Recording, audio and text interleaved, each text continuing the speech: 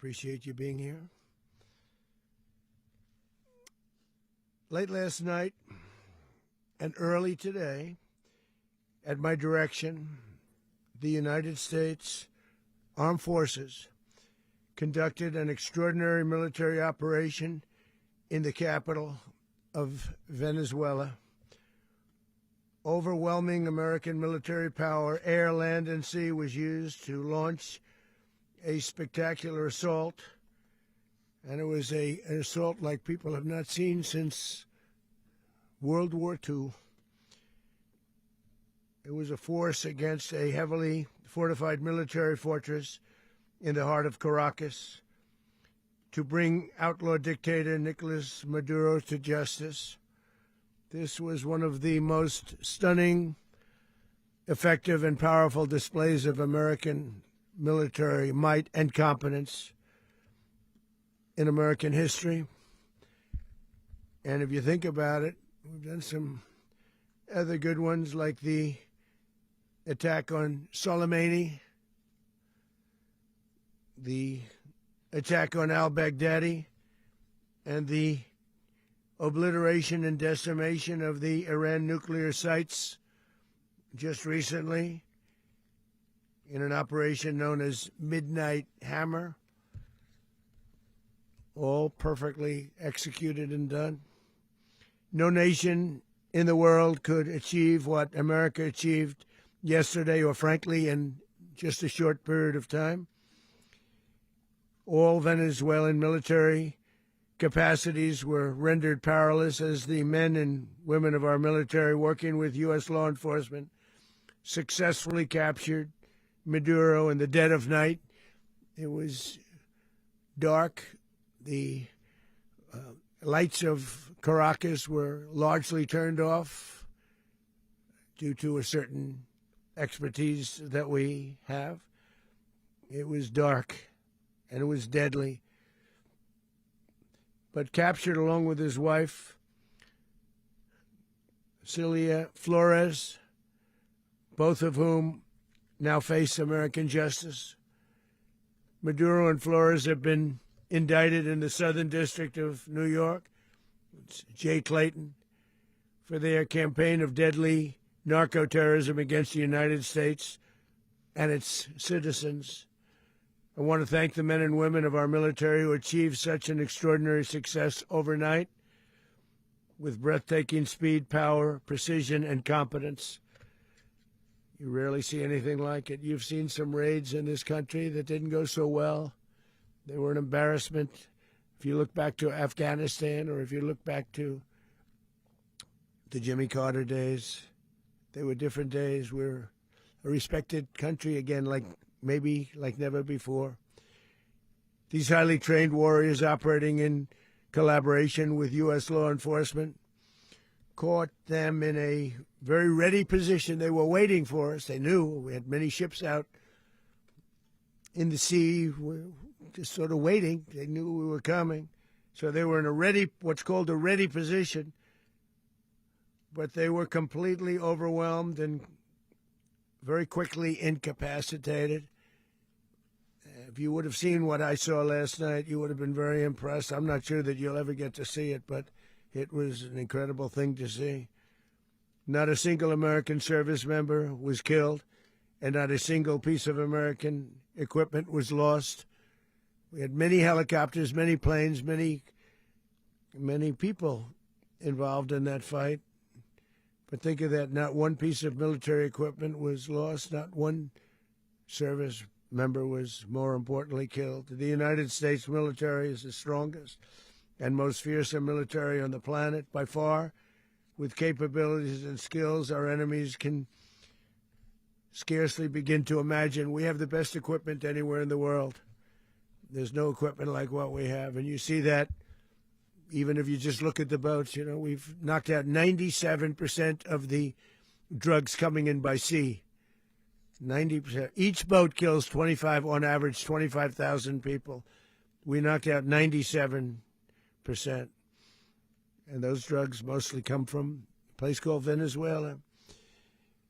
We're going to run the country until such time as we can do a safe, proper, and judicious transition. So we don't want to be involved with having somebody else get in, and we have the same situation that we had for the last long period of years.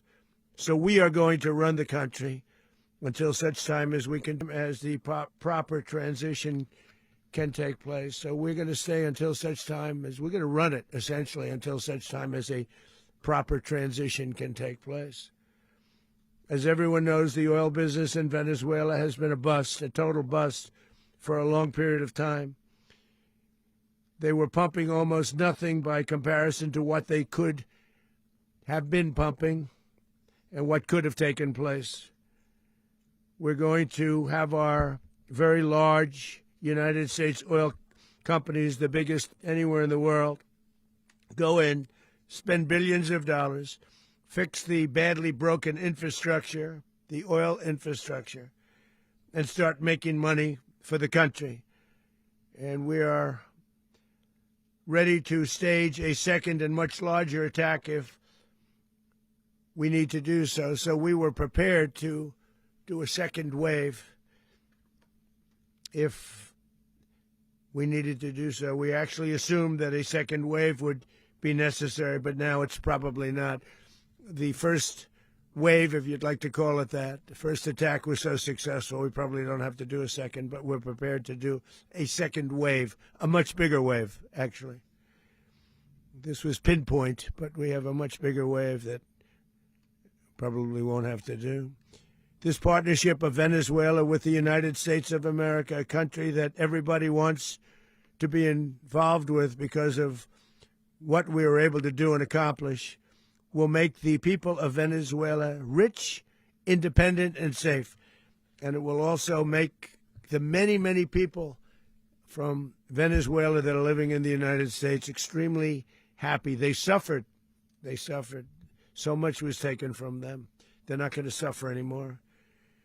The illegitimate dictator Maduro was the kingpin of a vast criminal network responsible for trafficking colossal amounts of deadly and illicit drugs into the United States.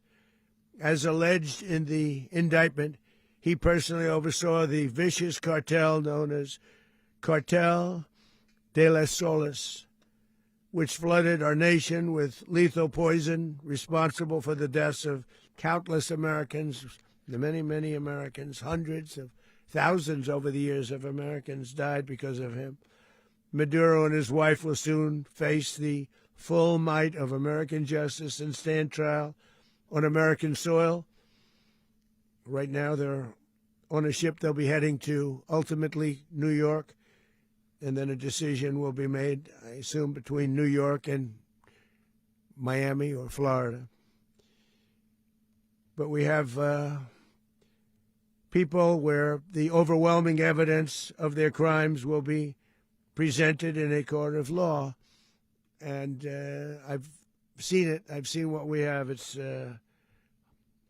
both horrible and breathtaking that something like this could have been allowed to take place.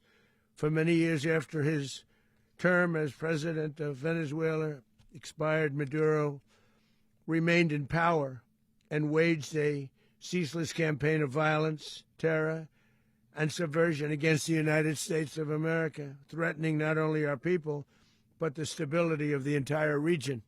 And you all saw it. In addition to trafficking gigantic amounts of illegal drugs that inflicted untold suffering and human destruction all over the country, all over in particular the United States, Maduro sent savage and murderous gangs, including the bloodthirsty prison gang Tren de Aragua, to terrorize American communities nationwide. And he did indeed. They were in Colorado. They took over apartment complexes. They cut the fingers off people if they called police. They were brutal, but they're not so brutal now. And I just have to congratulate our military, Pete and everybody, and our National Guard, because the job that they've done, whether it's in Washington, D.C., where we have a totally safe city, where it was one of the most unsafe cities anywhere in the world, frankly, and now we have no crime in Washington, D.C. We haven't had a killing. We had the terrorist attack a few weeks ago. little bit of a different kind of a threat. But we haven't had a killing in a long period of time, 6, 7 months. We used to have two, on average, 2 a week in Washington, our capital. We don't have that anymore. The restaurants are opening. Everyone's happy. They're going, they're walking their daughters, they're walking their children, their wives. They walk to restaurants. Restaurants are opening all over Washington, D.C. So I want to thank the National Guard. I want to thank our military. And I want to thank law enforcement. It's been amazing. And they should do it with more cities. We're doing it, as you know, and we're doing it in Memphis, Tennessee right now, and crime is down. We've just sort of started a few weeks ago, but crime is down now 77%. And the governor of Louisiana called, great person, and he wanted us to help him, as you know, in a certain very nice part of Louisiana. And we have done that. And it was a rough section, and we have crime down. I understand it's down to almost nothing already after 2.5 weeks. New Orleans, it's down to almost nothing, and we've only been there for 2.5 weeks. Can't imagine why governors wouldn't want us to help.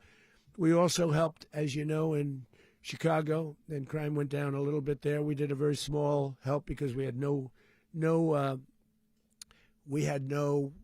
working ability with the governor. The governor was a disaster, and the mayor was a disaster, but it knocked down crime. But we're pulling out of there. When they need us, we'll know. You'll know. You'll be writing about it.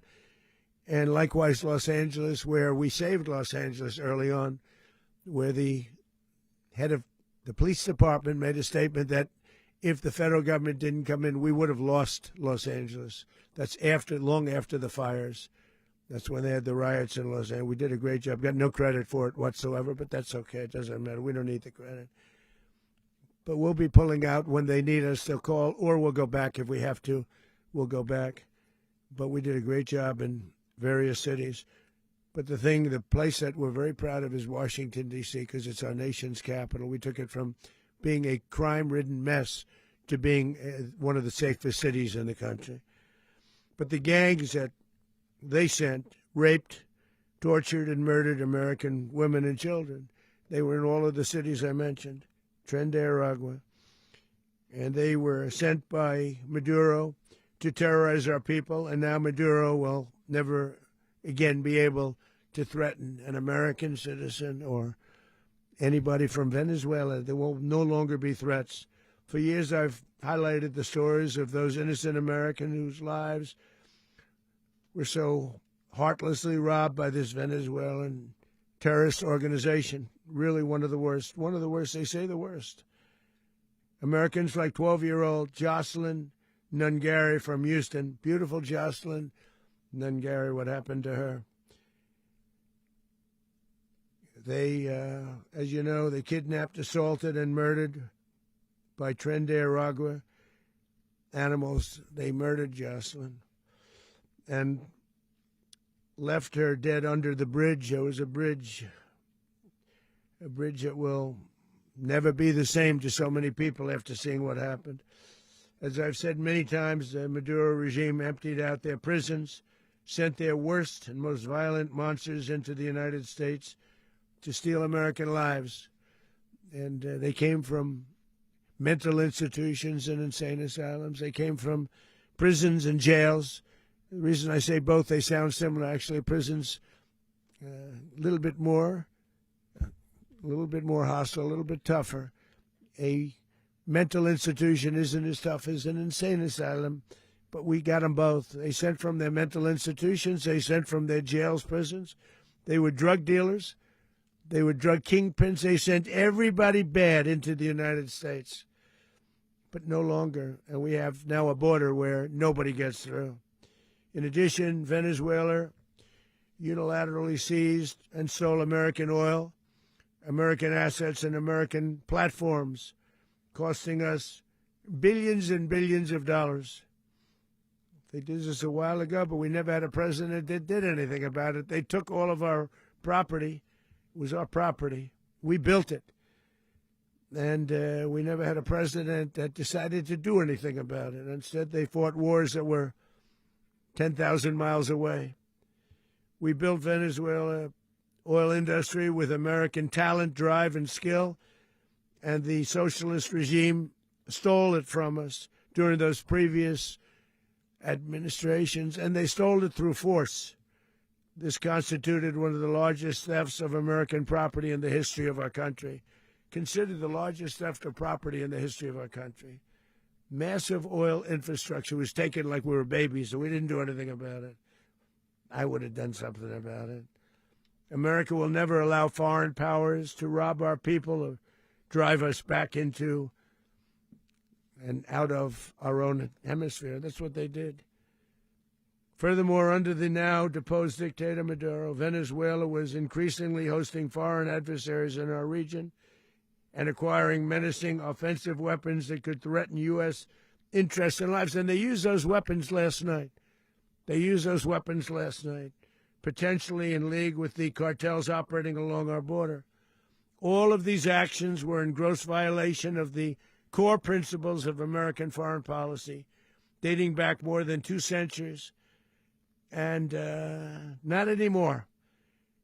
All the way back, it dated to the Monroe Doctrines, and the Monroe Doctrine is a big deal, but we've superseded it by a lot, by a real lot.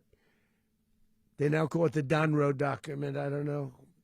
It's Monroe Doctrine. We sort of forgot about it. It was very important, but we forgot about it. We don't forget about it anymore. Under our new national security strategy, American dominance in the Western Hemisphere will never be questioned again. Won't happen. So just in concluding, for decades, other administrations have neglected or even contributed to these growing security threats in the Western Hemisphere. Under the Trump administration, we are reasserting American power in a very powerful way in our home region. And our home region is very different than it was just a short while ago. The future will be, and we did this in my first term. We had great dominance in my first term, and we have far greater dominance right now. Everyone's coming back to us. The future will be determined by the ability to protect commerce and territory and resources that are core to national security. These are core to our national security.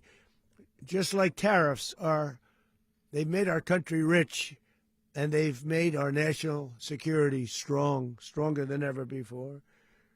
But these are the iron laws that have always determined global power, and we're going to keep it that way. We will secure our borders. We will stop the terrorists. We will crash the cartels, and we will defend our citizens against all threats, foreign and domestic. Other presidents may have lacked the courage or whatever to defend America, but I will never allow terrorists and criminals to operate with impunity against the United States. This extremely successful operation should serve as warning to anyone who would threaten American sovereignty or endanger American lives. Very importantly, the embargo on all Venezuelan oil remains in full effect. The American Armada remains poised in position, and the United States retains all military options until United States demands have been fully met and fully satisfied. All political and military figures in Venezuela should understand what happened to Maduro can happen to them, and it will happen to them if they aren't just fair, even to their people. The dictator and terrorist, Maduro, is finally gone, and Venezuela people are free. They're free again. It's been a long time for them, but they're free. America is a safer nation this morning. It's a prouder nation this morning because it didn't allow this horrible person and this country that was doing very bad things to us. It didn't allow it to happen. And the Western Hemisphere is right now a much safer place to be. So I want to thank everybody for being here. I want to thank General Raisin Kane. He's a fantastic man. I've worked with a lot of generals. I worked with some I didn't like. I worked with some I didn't respect. I worked with some that just weren't good. But this guy is fantastic. I watched last night one of the most precise attacks on sovereignty. I mean, it was an attack for justice. And I'm very proud of him, and I'm very proud of our Secretary of War, Pete Hegseth, who I'm going to ask to say a few words. Thank you very much.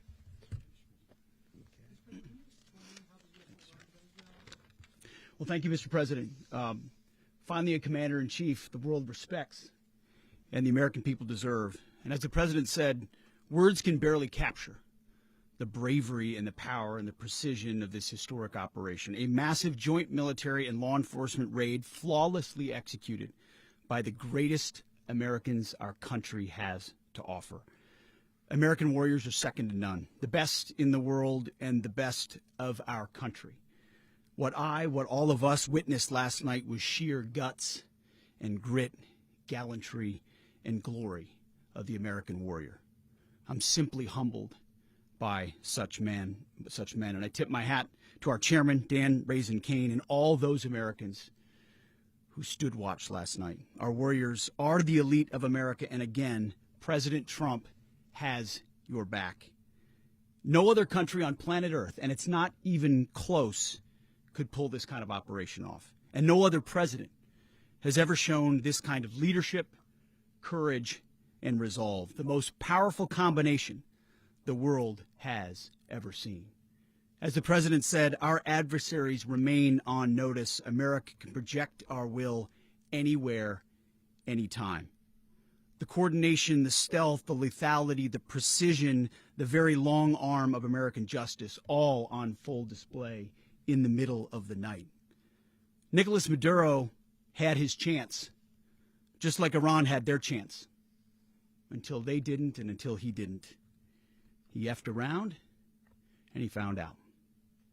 President Trump is deadly serious about stopping the flow of gangs and violence to our country, deadly serious about stopping the flow of drugs and poison to our people, deadly serious about getting back the oil that was stolen from us, and deadly serious about reestablishing American deterrence and dominance in the Western Hemisphere. This is about the safety, security, freedom, and prosperity of the American people. This is America first. This is peace through strength. And the United States War Department is proud to help deliver it. Welcome to 2026. And under President Trump, America is back. I'd like to welcome now our chairman, Chairman Raisin Kane, to give a few more details about the operation. Mr. Chairman. Thank you, Mr. Secretary. Thank you, Mr. President, and good morning. Last night, on the order of the President of the United States and in support of a request from the Department of Justice, as the President said, the United States military conducted an apprehension mission in Caracas, Venezuela, to bring to justice two indicted persons, Nicolás and Cecilia Maduro. This operation, known as Operation Absolute Resolve, was discreet, precise, and conducted during the darkest hours of January 2nd and was the culmination of months of planning and rehearsal, an operation that, frankly, only the United States military could undertake. What I'd like to do this morning is talk to you through some of the preparation and the details without compromising any of our tactics, techniques, and procedures. There is always a chance that we'll be tasked to do this type of mission again. Our interagency work began months ago and built on decades of experience of integrating complex air, ground, space, and maritime operations.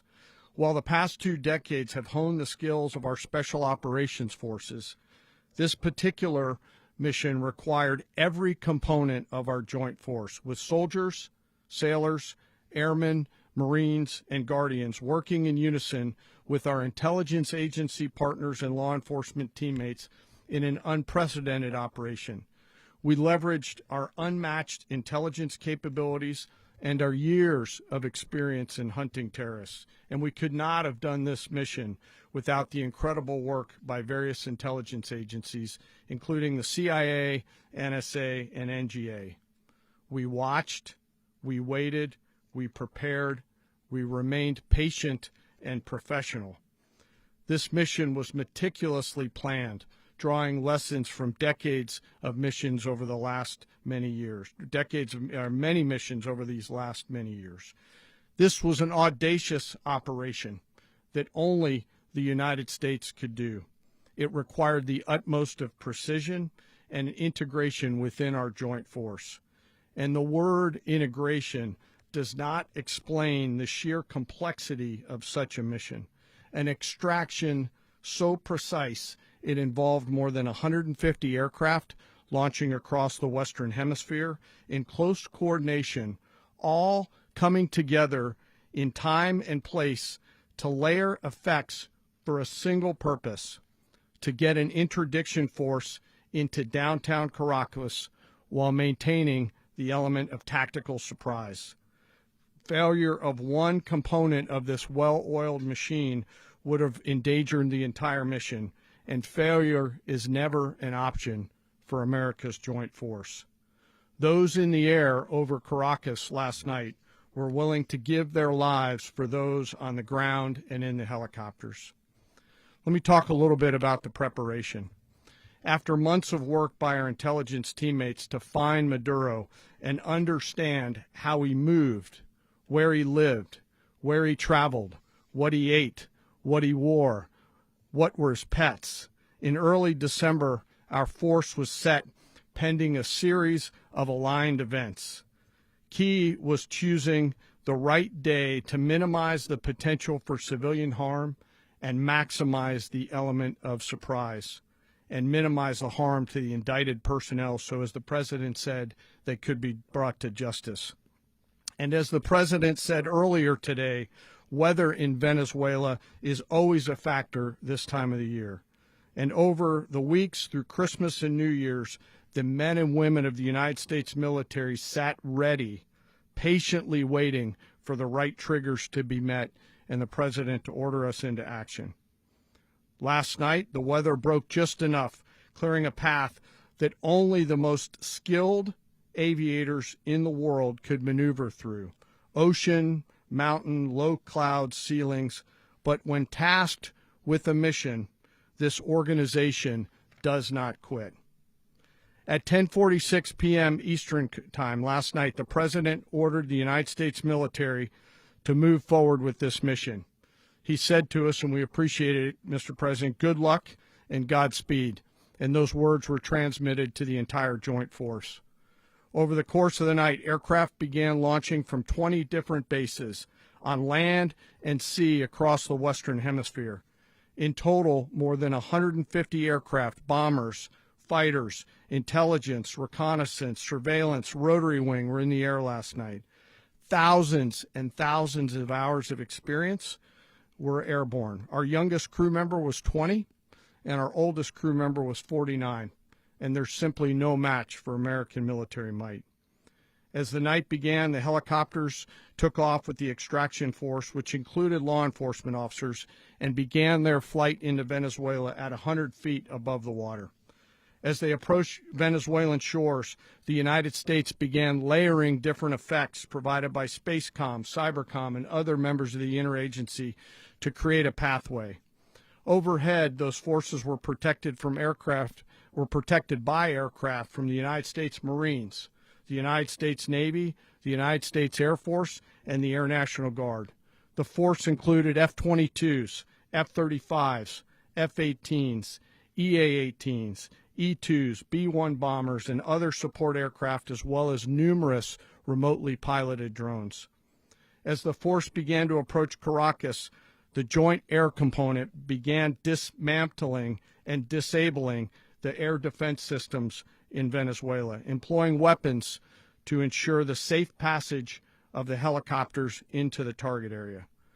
The goal of our air component was, and always will be to protect the helicopters and the ground force and get them to the target and get them home. As the force crossed the last point of high terrain where they'd been hiding in the clutter, we assessed that we had maintained totally the element of surprise.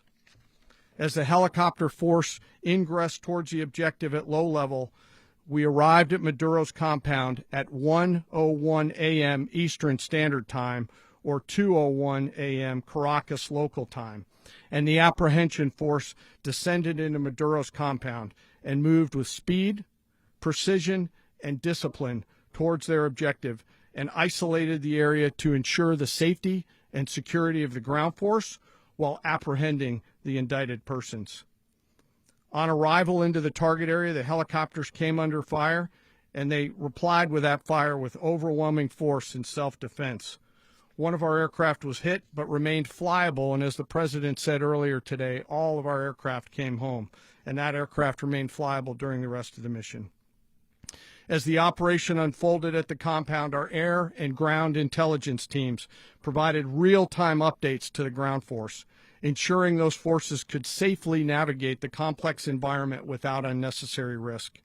The force remained protected by overhead tactical aviation. Maduro and his wife, both indicted, gave up and were taken into custody by the Department of Justice, assisted by our incredible U.S. military with professionalism and precision, with no loss of U.S. life. After securing the indicted persons, the force began to prep for departure. Helicopters were called in to exfiltrate the extraction force, while fighter aircraft and remotely piloted aircraft provided overhead coverage and suppressive fire. There were multiple self-defense engagements as the force began to withdraw out of Venezuela.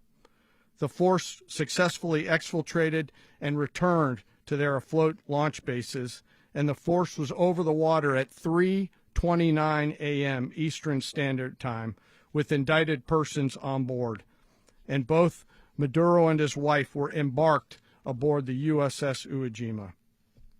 In closing, what we've witnessed today is a powerful demonstration of America's joint force.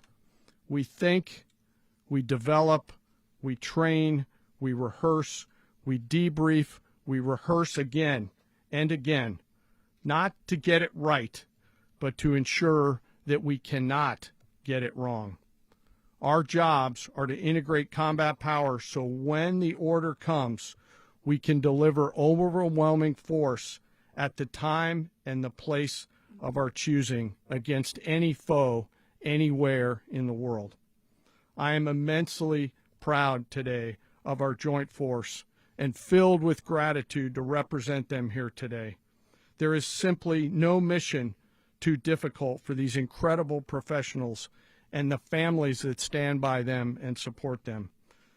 As we stand here this morning, our forces remain in the region at a high state of readiness, prepared to project power, defend themselves, and our interests in the region. This operation is a testament to the dedication and unwavering commitment to justice and our resolve to hold accountable those who threaten peace and stability.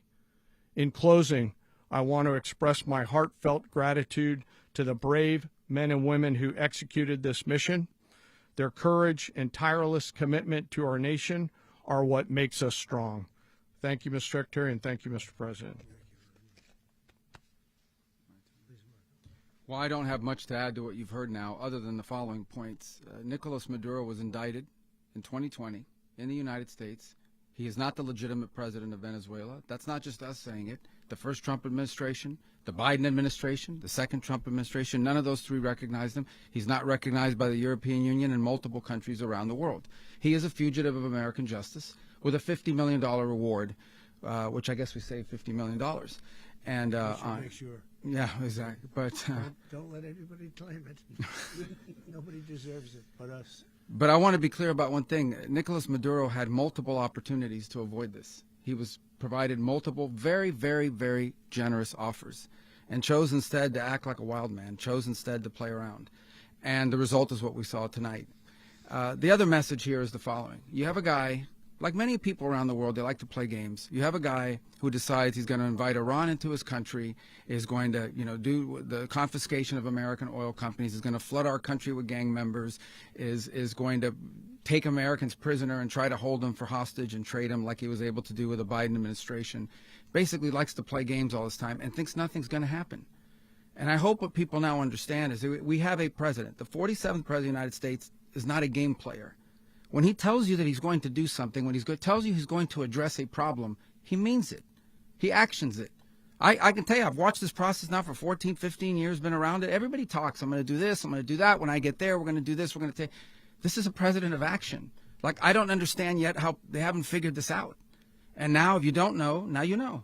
Because this is the way it's going to play out. And I think people need to understand that this is not a president that just talks and does letters and press conferences. And, you know, if he says he's serious about something, he means it. And this is something that was a direct threat to the national interest of the United States. And the president addressed it. There's a president of peace, by the way. I told you what I just said earlier. This guy had multiple opportunities to find his way somewhere else and figure out another. He could have been living somewhere else right now, very happy. But instead, he wanted to play big boy. And so now, you know, he's got other sets of problems on his hands.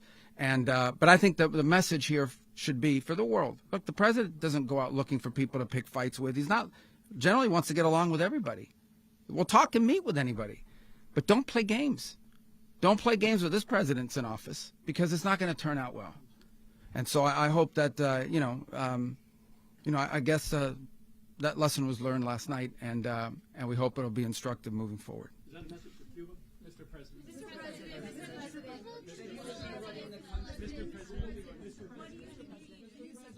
Please.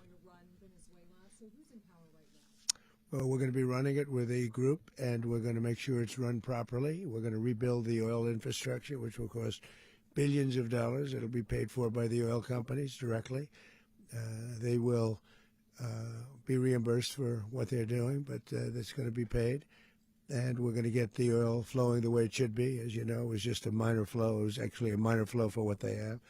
But we're going to run it properly, and we're going to make sure the people of Venezuela are taken care of.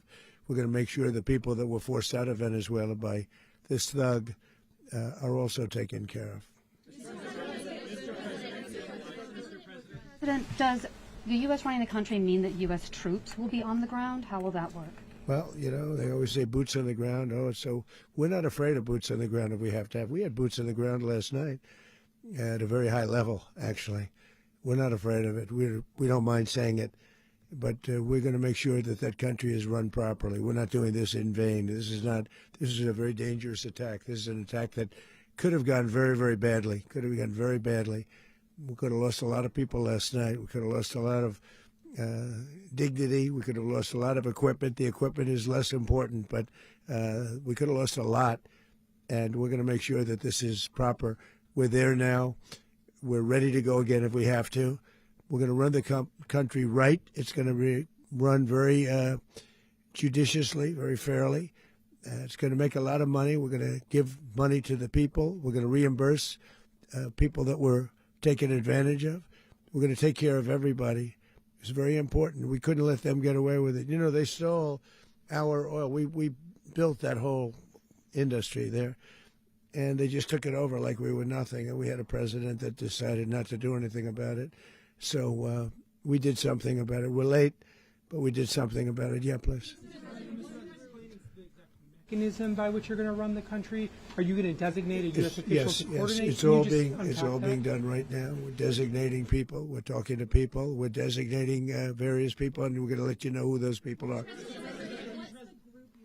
Would run Venezuela? Well, it's largely going to be for a period of time the people that are standing right behind me. We're going to be running it. We're going to be bringing it back. It's a dead, you know, I talk about a dead country.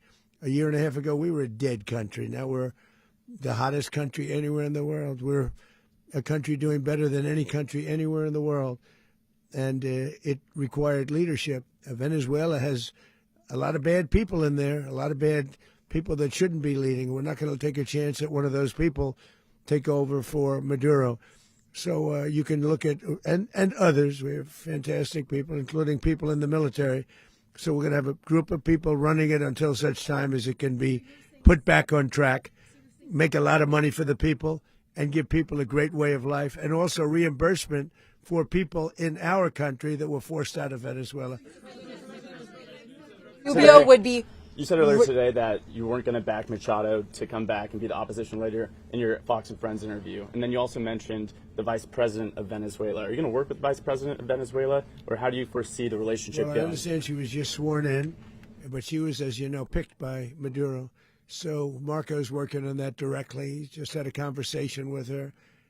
and she's essentially willing to do what we think is necessary to make Venezuela great again. Very simple.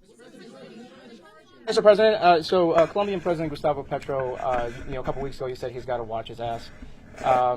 And today, he said he's not concerned about anything happening to him in the aftermath of this operation. So, just what your message is about that? Well, he has cocaine mills. He has factories where he makes cocaine. And, yeah, I think I stick by my first statement. He's making cocaine. They're sending it into the United States. So he does have to watch his ass. Mr. President, did you notify any members of Congress in advance? Marco, do you want to talk about that? Because you were involved in it. Sure.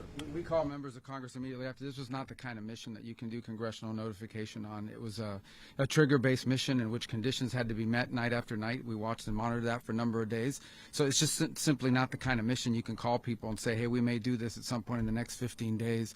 But it's largely a law enforcement function. Remember, at the end of the day, at its core, this was an arrest of 2 indicted fugitives of American justice, and the Department of War supported the Department of Justice in that job. Now, there are broader policy implications here, but it's just not the kind of mission that you can pre-notify because it endangers the mission.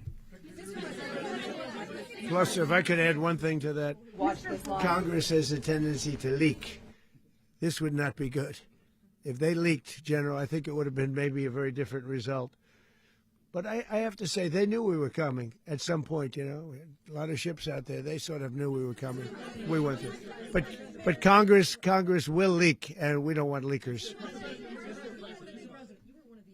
People to watch this all play out live. What was Maduro doing when the U.S. forces entered what I assume would be his home? And also, was there any point where the U.S. was considering if Maduro pushed back or resisted killing Maduro? It could have happened. It could have happened. He was trying to get into a safe place. The safe place is all steel. And he wasn't able to make it to the door because our guys were so fast. They went through the opposition so fast. And there was a lot of opposition. People were wondering, do we get them by surprise? Sort of surprised, but they were waiting for something. It was a lot of opposition. There was a lot of gunfire. You saw some of it today. But he was trying to get to a safe place, which wasn't safe because we would have had the door blown up in about 47 seconds, they say on average, regardless of how thick the steel was. It was a very thick door. It was a very heavy door, but he was unable to get to that door. He made it to the door. He was unable to close it. Go ahead, finish. To be in the time being right now, do you know his exact Well, whereabouts? eventually, ultimately, in the near future, he's going to be brought to New York. And where is he going to be held? Where is he going to be held in New York? Do you know? That's going to be up to the officials that do these things. Mr. President, the U.S. has something of a mixed track record of ousting dictators without necessarily a plan for what comes afterwards. Not with Did me. that weigh on your decision? Well, that's when we had different presidents, but with me, that's not true. With me, we've had a perfect track record of winning. We win a lot, and we win. If you look at Soleimani, you look at al-Baghdadi, you look at the Midnight Hammer. Midnight Hammer was incredible. Right now, you wouldn't have peace in the Middle East. We have essentially peace in the Middle East because of that. If we weren't successful with Midnight Hammer, you wouldn't have peace in the Middle East. So, with me, you've had a lot of victory. You've had only victories. You've had no losses. Yeah. How long do you expect the U.S. to run Venezuela, and how soon do you want the Venezuelan people to hold elections? So I'd like to do it quickly, but it takes a period of time. We're rebuilding. We have to rebuild their whole infrastructure. The infrastructure is rotted. It's actually very dangerous. It's blow-up territory. Oil is very dangerous. It's a very dangerous thing to take out of the ground. It can kill a lot of people. It has killed a lot of people doing just that. The infrastructure is old. It's rotted. Much of it is stuff that we put there 25 years ago, and we're going to be replacing it. And we're going to take a lot of money out so that we can take care of the country. Yeah. Are you saying that Secretary Rubio and Mr. President, China, Russia, and Iran have interests in Venezuela. How does this operation affect your relationships with them when it comes to the oil and drugs? In terms of China and Russia, Russia, when we get things straightened out. But in terms of other countries that want oil, we're in the oil business. We're going to sell it to them. We're not going to say we're not going to give it to them. In other words, we'll be selling oil probably in much larger doses because they couldn't produce very much because their infrastructure was so bad. So we'll be selling large amounts of oil to other countries, many of whom are using it now. but I would say many more will come. Are you saying, Mr. President, are you saying that, Mr. President, are Go you ahead, saying behind that? you, please. Mr. President, thank you. What is your message to the people of Venezuela today? Of course, the civilian population specifically, they have a lot of questions. What is your message to the people of That Venezuela? you're going to have peace, justice. You're going to have some of the riches that you should have had for a long period of time. It was stolen from you. But you're going to have peace, and you're going to have safety. You're going to have justice. You're going to have a country. You're going to have a real country. You're going to have potentially a great country. You know, if you go back 20 years, maybe even a little longer ago, that was a great country, and they destroyed it. Remember I said that if we lose this election, the United States will be Venezuela on steroids. That's what would have happened. Had we lost the election, the 2024 election, we suffered so badly. When you look at the border from 2020, what they did, what Joe Biden administration did to our country should never be forgotten. But if we had to go through another year of that, we would be exactly where Venezuela was in terms. I used to say, if they win, we're going to be Venezuela on steroids, and that's what would have happened. President, thank you. Are you saying that Secretary Hegseth and Rubio are going to be running Venezuela, and will you be sending in U.S. military They're going troops to be a to provide? team that's working with the people of Venezuela to make sure that we have Venezuela right. Because for us to just leave, who's going to take over? I mean, there is nobody to take over. You have a vice president who's been appointed by Maduro, and right now she's the vice president, and she's, I guess, the president. She was sworn in as president just a little while ago. She had a long conversation with Marco, and she said, we'll do whatever you need. I think she was quite gracious, but she really doesn't have a choice. We're going to have this done right. We're not going to just do this with Maduro, then leave like everybody else, leave and say, let it go to hell. If we just left, it has zero chance of ever coming back. We'll run it properly. We'll run it professionally. We'll have the greatest oil companies in the world go in and invest billions and billions of dollars and take out money, use that money in Venezuela.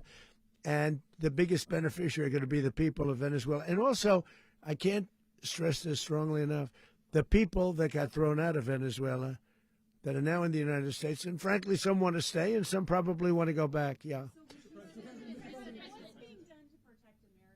In the country, and were any of the detained Americans? Well, right now they're arrested very last night? protected because nobody's going to mess with us. They're very protected. The people of, and we let them know that you better not touch one of them. And are you concerned that bad elements of the Maduro regime will remain in place? Well, we know who they are.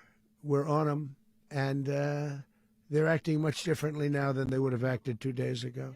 Okay, wait, behind you, please. Mr. President, why is running a country in South America America first? Well, I think it is because we want to surround ourselves with good neighbors. We want to surround ourselves with stability. We want to surround ourselves with energy. We have tremendous energy in that country. It's very important that we protect it. We need that for ourselves. We need that for the world. And we want to make sure we can protect it.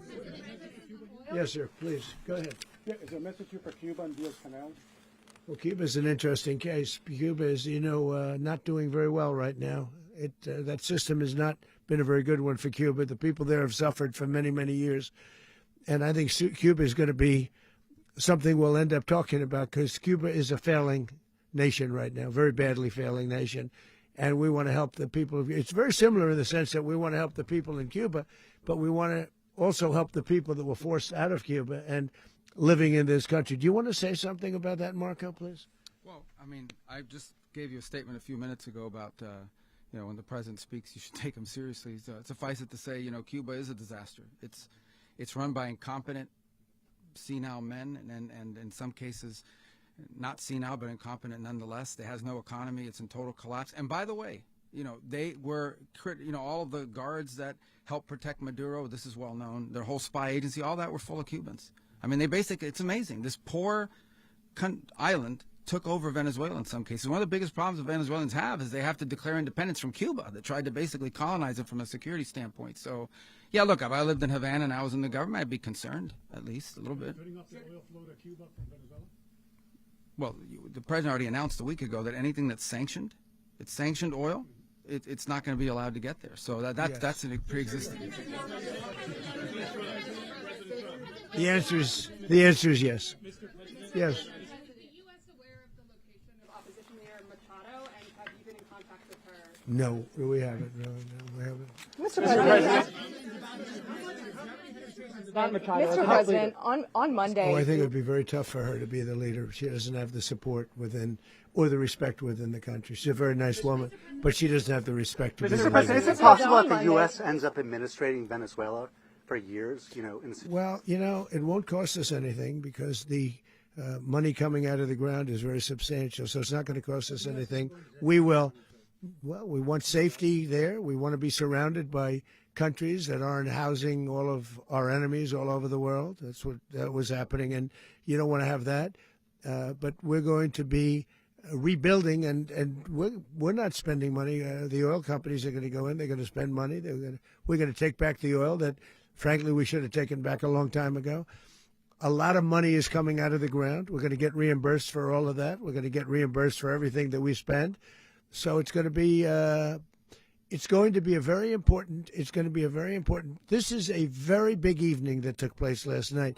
We have to be surrounded by safe, secure countries, and we also have to have energy. Very important. We have to have energy that's real energy, not where they're getting 4% and 5% of the energy out of the ground. You take a look. It was such a disaster. So what's going to happen with Venezuela, I think, over the next period of a year is going to be a great thing, and the people of Venezuela will be the biggest beneficiaries.